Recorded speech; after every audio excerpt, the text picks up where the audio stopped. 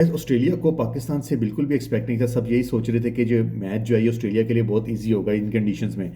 लेकिन जो पाकिस्तान ने परफॉर्मेंस दी है इससे जो है मैं समझता हूँ ऑस्ट्रेलिया जो है वो शॉक हुआ है। और पाकिस्तान ने इजीली, मैं समझता हूँ कि 22 रन की विक्ट्री अपने नाम की है। चलें हम इसको डिस्कस करते हैं कहाँ पे ऑस्ट्रेलिया से चूक हुई, कहाँ उन्होंने मेजर ब्लंडर्स किए जिसकी वजह से उन्होंने मैच लूज़ किया। अच्छा, हम बात कर रहे थे ऑस्ट्रेलिया की कि ऑस्ट्रेलिया ने कहाँ पे ऐसी मिस्टेक की जिसकी वजह से है जो वो टारगेट अचीव नहीं कर पाए। तो सबसे पहले बात कर लेते हैं पाकिस्तान के स्टार्ट की। जब साइम अयूब बॉलिंग के लिए आए हैं तो मैं समझता हूँ प्लान इनका बहुत अच्छा था पाकिस्तान का। जिस तरह से साइम अयूब को ये इंट्रोड्यूस कर देते हैं स्टार्ट में, और वैसे भी जो है कज़ाफ़ी स्टेडियम लाहौर जो पिच के हवाले से हम बात करें तो स्पिनिंग ट्रैक था। तो साइम अयूब ने जो है वो स्टार्ट में ट्रेविस हेड, क्योंकि वो एक इसी तरह ही हिटिंग करते हैं, उन्होंने प्रेशर में लाने की कोशिश की है। लेकिन जिस तरह बाद में साइम अयूब ने कम बैक किया है, वो मैं समझता हूँ कि बैक जो प्रेशर था वो ऑस्ट्रेलियन बैट्समैन की तरफ शिफ्ट हो गया था जिन्होंने विकेट लिया ओपनर की। और ऑस्ट्रेलिया बिल्कुल कंफ्यूज था कि पाकिस्तान का माइंडसेट क्या है, किस प्लान के साथ जो है पाकिस्तान जो है वो आया है। क्योंकि जो स्कोर पे रन्स थे 168 जो पाकिस्तान ने बनाए थे वो इतने ज़्यादा नहीं थे अगर हम T20 के पॉइंट ऑफ व्यू से देखें। वो स्कोर और ऑस्ट्रेलिया जैसी टीम के लिए वो बिल्कुल भी मुश्किल टारगेट नहीं था, इजीली चेजेबल थे। लेकिन मैं समझता हूँ यहाँ क्रेडिट देना होगा पाकिस्तान के बॉलर्स को जिस तरह उन्होंने बॉलिंग की है और रनआउट्स किए हैं। और यह है कि एक तरफ से साइम अयूब, फिर बाद में मिडल ओवर्स में जब अबरार आते हैं बॉलिंग करने के लिए, जब बॉल थोड़ी रफ हो जाती है तो वो भी अच्छी स्पिनिंग करते हैं, उन पर भी उन्होंने चांस लेने की कोशिश की ऑस्ट्रेलियन बैटर्स ने। लेकिन यह है कि वो उसको भी हिट ना कर सके। तो ये मैं समझता हूँ प्लानिंग की, अगर जिस बात जो पॉजिटिव साइन है हमारी टीम का, आगे वर्ल्ड कप भी आ रहा है, वो अच्छा एक कम्बिनेशन जो है साइम अयूब स्टार्ट में और प्रेशर बनाने के लिए ओपोजिशन पे, और जो अबरार हैं जो बाद में आते हैं बॉल करने के लिए। तो ये जो कम्बिनेशन है ये अच्छा है। लेकिन शाहीन शाह की अगर हम बात करें तो उन्हें ज़रा उनकी पिटाई हुई है, लेकिन ये इसका मतलब नहीं है कि वो अच्छी बॉलिंग नहीं कर रहे या वो फॉर्म में नहीं है, हो जाता है। लेकिन हर जो मैच होता है ना उसमें हर किसी का दिन नहीं होता। कभी आज कोई परफॉर्म कर रहा है तो नेक्स्ट डे कोई और करता है। तो शाहीन अफरीदी जो है वो अच्छे हैं, पेसर हमारे स्टार्ट में विकेट्स ले देते हैं और स्टार्ट अच्छा देते हैं। लेकिन इस दफ़ा मैं समझता हूँ जो कंडीशंस थी वो उनकी फेवर में नहीं थी। ज़रा स्पिनिंग ट्रैक था जिसमें जो है वो साइम अयूब ने बहुत अच्छी बॉलिंग की और स्टार्ट से ही जो है वो प्रेशर बिल्ड किया ऑस्ट्रेलियन बैट्समैन पे। क्यों करते हैं अपनी टॉक को, अब हम बात करते हैं पाकिस्तान की बैटिंग की। तो सबसे पहले जो टारगेट था 168 गाइस, अगर हम T20 के पॉइंट ऑफ व्यू से देखें तो ये स्कोर बहुत कम था। पाकिस्तान को ऑलमोस्ट 200 190 स्कोर करना चाहिए था। लेकिन इसमें क्या रीजंस थी कि पाकिस्तान ने 200 स्कोर ना किया। देखें, स्टार्ट तो आपको बहुत अच्छा मिल गया था, साइम अयूब ने बहुत अच्छी बैटिंग की। और ठीक है, साहिबजादा फरहान आज उनका दिन नहीं था, उन्होंने जो है चांस लिया। एक T20 ओपनर से ही एक्सपेक्ट कर किया जाता है कि वो चांस ले हिटिंग करे, तो वो आउट हो गए, कोई बात नहीं, उन्होंने कोई इतनी ज़्यादा बॉल्स नहीं खेली, पहली बॉल पे आउट हो गए। तो इससे ठीक है थोड़ा सा प्रेशर आता है, लेकिन ये जस्टिफाइड है। ऐसा नहीं है कि हर प्लेयर कोशिश करता है। चलें अब बात कर लेते हैं कि साइम अयूब ने बहुत अच्छी बैटिंग की, उन्होंने ऑस्ट्रेलिया को बैकफुट पे रखा।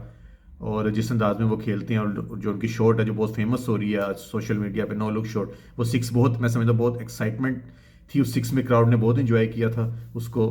और उसके बाद जिस तरह वो कंटिन्यू कर रहे थे, अभी और खेल सकते थे, मतलब बैड लक थी थोड़ी सी कि उनकी 50 नहीं हो सकी।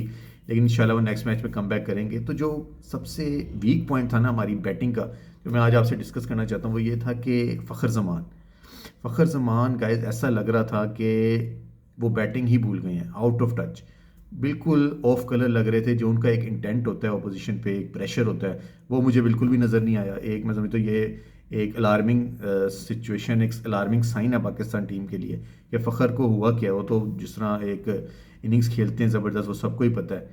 तो वो प्रेशर में नज़र आए ज़रा, उन्होंने बॉल्स भी बहुत खेली और रन्स भी नहीं किए। फिर ऐसे जब सिचुएशन आ जाए ना, जब बैट्समैन जो है वो ज़्यादा बॉल्स खेले, तो फिर जो मिडल ऑर्डर होता है ना उस पर प्रेशर आ जाता है। जैसे उस्मान खान, उन्होंने कोशिश की दो प्रेशर जो है वो शिफ्ट किया ऑस्ट्रेलिया की तरफ, शॉट्स भी मारी, लेकिन ये है कि वो अब शॉट मारते हुए कोई मिस जज हो जाती है तो वो आउट हो गए। लेकिन यह है कि फ़खर ज़मान ने बहुत बहुत ज़्यादा मैं समझता हूँ स्लो उन्होंने बैटिंग की है। जी गाइस, अगर मैं बाबर आजम पे बात ना करूँ तो जो पाकिस्तान के फैंस हैं वो तो बहुत प्यार करते हैं बाबर आजम से, तो मैं क्या समझता हूँ कि ये मेरा जो वीडियो है वो कंप्लीट नहीं होगी। बाबर आजम ने, ठीक है, उन्होंने जो पोजीशन थी उनकी वो वन डाउन है, वैसे खेलते हैं सबको ही पता है, लेकिन जो फोर्थ नंबर पर बैटिंग करने आए हैं तो उन्होंने 24 रन किए। लेकिन बात फिर वही आ गई कि T20 में 20 बॉल्स पे आप T24 कर रहे हो, ठीक है, उन्होंने जो है वो कोशिश की अपनी तरफ से। लेकिन यह है कि अब मैं क्या कह सकता हूँ कि इस बारे में कि बाबर आजम की T20 में जगह बनती है नहीं बनती। अब जिस तरह क्रिकेट फास्ट हो गई, या फिर एक ऐसा बैट्समैन, अभी इस मेरी बात को नोट करें कि एक ऐसा बैट्समैन हो सकता है, एक पाकिस्तान के कोच की या कैप्टन की ये थॉट हो कि जो अगर स्टार्ट में विकेट्स पाकिस्तान की अर्ली गिर जाती हैं एक दो, तो जो है एक ऐसा क्लासी बैट्समैन होना चाहिए जो कि टीम को उस सिचुएशन से निकाले ऐसे, क्योंकि सारे ही मारने लग जाएंगे तो फिर तो ऐसे ही नहीं होता। एक ऐसा बैट्समैन भी होना चाहिए जो इनिंग्स को बिल्ड करे। टाइम शॉर्ट होता है T20 में, ये मैं समझता हूँ कि इतना आपके पास टाइम नहीं होता कि आप इतनी बॉल्स खेलो, लेकिन ये है कि कुछ ऐसी सिचुएशन आ जाती है जिसमें आपको जो है वो कुछ बॉल्स जो है डिफेंड करनी पड़ जाती हैं, ताकि जो है वो प्रेशर जो है वो अपोजिशन पे शिफ्ट हो सकता है कोच का ये माइंड हो कि हमने इसलिए बाबर आजम को, या कैप्टन का के माइंड में हो कि इसलिए टीम में उन्होंने रखा है, लेकिन यह है कि बाबर आजम का जो स्टाइल है वो थोड़ा टाइम लेते हैं पिच पे। एक बहुत अच्छे बैट्समैन है, पाकिस्तान का नाम है, तो ये नहीं मैं बिल्कुल भी कहूँगा कि उन्हें क्यों डाला या सिलेक्शन पे सवालिया निशान हो कोई भी इसमें। देखिए, हम हमसे बेहतर समझते हैं उनके माइंड में क्या है, इस जो जिस चीज़ को उन्होंने सोच के बाबर आजम को जो है वो शामिल किया है T20 में स्क्वाड में। तो उम्मीद करते हैं कि बाबर ज़रा थोड़ा अपना गियर शिफ्ट करें, और 24 जो उन्होंने किया, अगर ये 10 बॉल्स पे होता तो फिर बहुत ही ज़बरदस्त हो जाता। बाकी ये है कि सबसे आप सबको बहुत बहुत मुबारक हो, पाकिस्तान ने मैच जो है वो जीता तो है, बेशक कम स्कोर था, जो भी रीजंस थी, मैच तो विन किया है। इंशाल्लाह उम्मीद है कि पाकिस्तान जो है वो सीरीज़ भी जीतेगा ये T20 की। भाई के इस चैनल को लाइक करें, शेयर करें, सब्सक्राइब करें। इंशाल्लाह हम नेक्स्ट मैच में भी एनालिसिस करेंगे कौन सा टर्निंग पॉइंट था, कौन सा वीक पॉइंट था। तो मिलते हैं नेक्स्ट वीडियो में, तब तक अपना ख्याल रखें। गुड बाय, अल्लाह हाफिज़, take care. Like, share and subscribe for more cricket analysis. Stay tuned with Ali on Cricket.